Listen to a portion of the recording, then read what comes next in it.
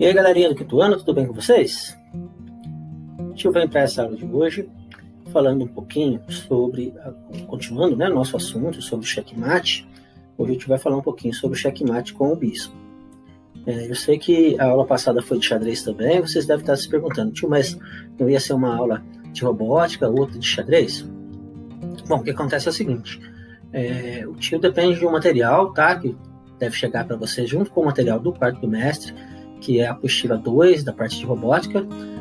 O tema da apostila 1, a gente já falou sobre todos eles, né? Tem algumas atividades que a gente vai fazer, mas num momento mais oportuno. E para dar continuidade às nossas aulas, eu preciso que vocês tenham a apostila 2, que vai ser entregue com vocês junto com o material do quarto bimestre. Então, a gente vai dar uma adiantadinha aqui, tá? Na parte de xadrez, depois é lógico, se a gente precisar, né, trocar uma aula de xadrez por aula de robótica, isso não tem problema, a gente vai fazendo as adaptações. Então, como eu te disse, hoje eu vou falar um pouquinho sobre checkmate com o bispo, né?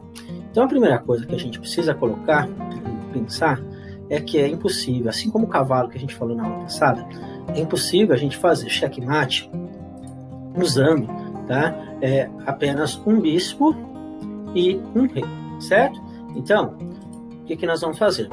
Vamos imaginar aqui, vou mostrar para vocês que nessa situação, quando a gente tem um bispo e um rei, a partida termina empatada por insuficiência de peças, aquilo que o tio falou.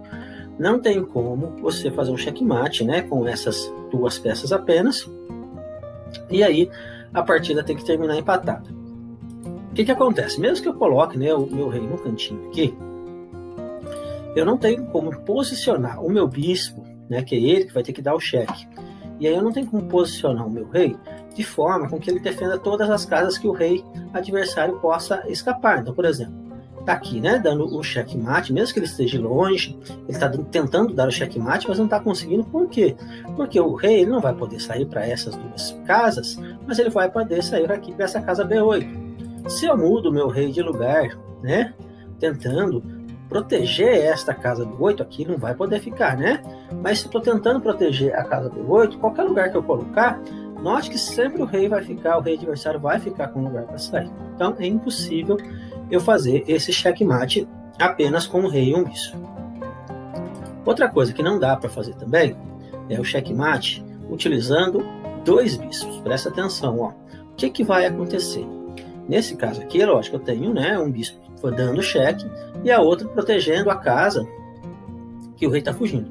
Mas nota que se eu não tiver uma terceira peça, que nesse caso pode ser até mesmo o próprio rei, ou uma outra peça protegendo aqui, né, essa casa B8, a gente não vai conseguir fazer esse checkmate. Então, o cheque com o bispo, ele tem que utilizar mais duas peças para que a gente possa fazer esse tipo de checkmate. É lógico que não precisa ser necessariamente o próprio bispo. Eu poderia, por exemplo, ter a torre, né, que fica mais fácil, por exemplo, uma torre nessa posição aqui na casa H7, já me ajudaria também, porque além de estar dando o cheque, né, ele está protegendo, né, o bispo está dando cheque e a torre está protegendo essas duas casas. E também aqui temos, né, o rei protegendo a casa B8. Lógico que no lugar da torre pode ser uma dama, né, a dama faz o mesmo movimento da torre.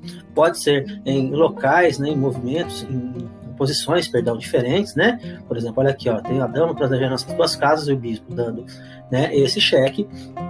Então, necessariamente eu preciso, né, de mais uma peça para ajudar a fazer esse tipo de checkmate. E essa peça pode ser até o peão, certo? Então, quando eu for dar um checkmate, eu quero dar um checkmate com o bispo, você vai pensar, bom, aquela história, sozinho, né, nenhuma peça consegue dar checkmate, a gente já sabe disso. No caso do bispo, ele vai precisar de pelo menos mais duas peças para poder fazer esse tipo de cheque, né? Tio, poderia ser, por exemplo, ao invés de um rei, uma outra peça aqui? Sim, por exemplo, ó, poderia ter dois peões, tá vendo? Ó, os peões protegem essas duas casas e o bispo dá o cheque e protege essa casa B7. Então, são várias variantes que a gente pode fazer, mas o que a gente precisa colocar na cabeça é que, assim como o cavalo, né, o bispo, ele não faz checkmate, apenas com mais uma peça ajudando, né? Então, sempre colocar impossível fazer checkmate apenas com uma peça, a gente precisa ter no mínimo 2. E no caso do bispo e também do cavalo, que a gente já viu, a gente precisa de ter, além do bispo, pelo menos mais duas peças ajudando, né, a fazer essa proteção para poder dar o cheque. Por exemplo, vou colocar um outro exemplo aqui. Agora o bispo está dando o cheque, mas o cavalo está protegendo essa casa e o nosso peãozinho está protegendo essa outra casa. Então são várias variantes, né, que a gente pode fazer, mas sempre lembrando disso que o tio falou. Preciso de um bispo e pelo menos mais 2 peças para dar o checkmate. O que o tio vai deixar para vocês aqui então, né, para que vocês possam melhorar o seu jogo, vocês vão estudar como, tio?